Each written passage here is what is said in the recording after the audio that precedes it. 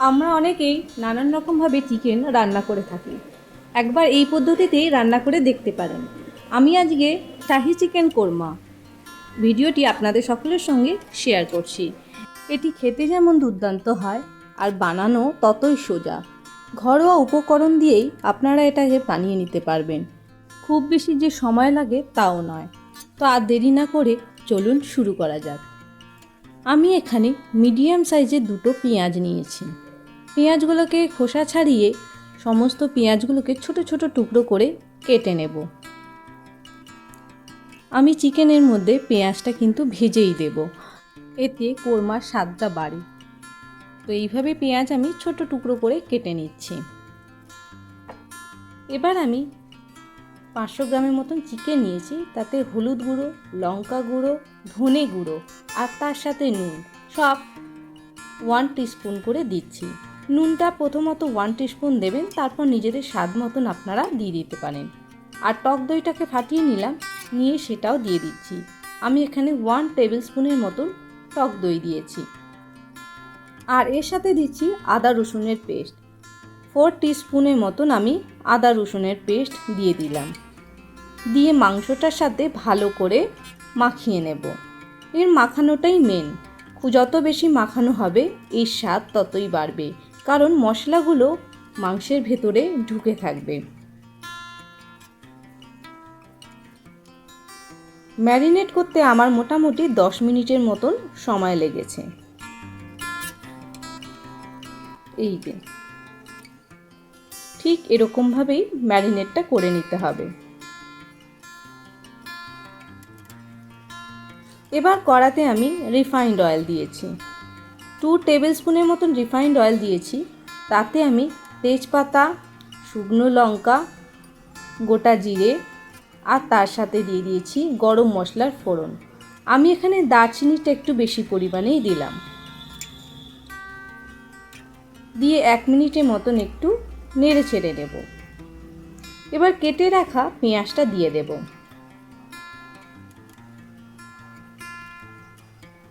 দিয়ে আরও 2 মিনিটের মতন ভেজে নেব। একদম লালচে ভাজবো না, ব্রাউন কালার হলেই, একটু বাদামি রং যখনই ধরবে তখনই এর মধ্যে আমি ম্যারিনেট করা চিকেনটা দিয়ে দেব।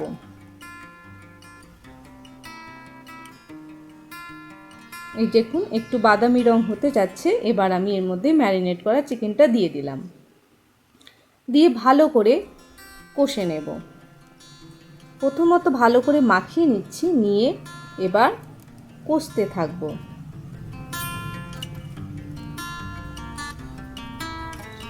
আর আমি আরও 2 টেবিল স্পুনের মতন টক দই দিলাম। দিয়ে এবার ভালো করে মাখিয়ে নিয়ে মিনিট 10 মতন কষে নেব। আর অল্প পরিমাণে একটু জল দেব। আমার এখানে টক দই যার মধ্যে গুলেছি তাতেই অল্প জল দিয়ে কড়াইতে ঢেলে দিলাম।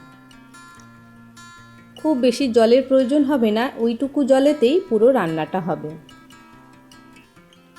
এবার চিকেনটা ভালো মতন কষতে থাকবো।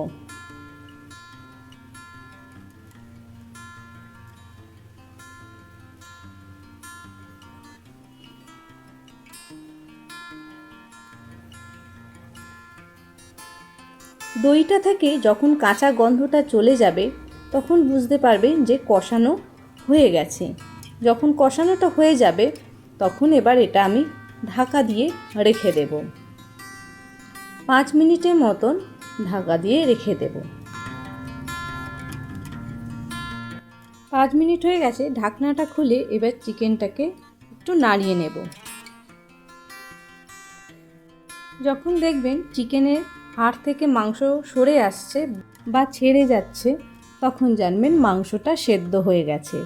আর মাংস থেকে যখন এরকম তেলও বেরিয়ে এসছে, জানবেন আমাদের রান্নাটা প্রায় শেষের দিকে।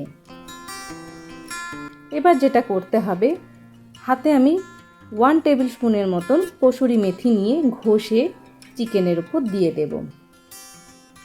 দিয়ে আবার একটু নাড়িয়ে নেব। ব্যাস তৈরি হয়ে যাবে শাহি চিকেন কোরমা। এবার এটা আপনারা রুটি বলুন, পরোটা কিংবা ফ্রায়েড রাইস যার সাথেই দেবেন দুর্দান্ত খেতে লাগে। এবার গরম গরম পরিবেশন করে দিলেই হয়ে যাবে। এইভাবে পরিবেশনটা আপনারা করে দেবেন। আর সাইডে যে তেলটা থেকে যাবে সেটা আলাদা তুলে নিয়ে চিকেনের উপর এইভাবে দিয়ে দেবেন। তাহলে আজকের ভিডিও আপনাদের কেমন লেগেছে? যদি ভালো লেগে থাকে তাহলে অবশ্যই আমাকে কমেন্ট বক্সে কমেন্ট করে জানাবেন। আর বন্ধু বান্ধবদের কাছে শেয়ার করতে ভুলবেন না। আর আমার চ্যানেলে যদি আপনারা নতুন সদস্য হয়ে থাকেন, এখনও চ্যানেলটিকে সাবস্ক্রাইব করে উঠতে পারেননি, তাহলে অবশ্যই চ্যানেলটিকে সাবস্ক্রাইব করে ফেলুন। আর বেল আইকনটি অবশ্যই ক্লিক করবেন, তাহলে আমি যখনই কোনো নতুন ভিডিও আপলোড করব নোটিফিকেশান আপনাদের সকলের কাছে পৌঁছে যাবে। তাহলে এইভাবে আপনারা রান্নাটা করে ফেলুন আর আমাকে অবশ্যই জানাবেন। আর ভিডিওটি ভালো লাগলে লাইক করতে ভুলবেন না। তাহলে আজকে এই পর্যন্তই। পরবর্তীকালে আবার কোনো নতুন রান্না নিয়ে আপনাদের সঙ্গে শেয়ার করব। ততক্ষণের জন্য বিদায় নিচ্ছি। ভালো থাকবেন। ধন্যবাদ।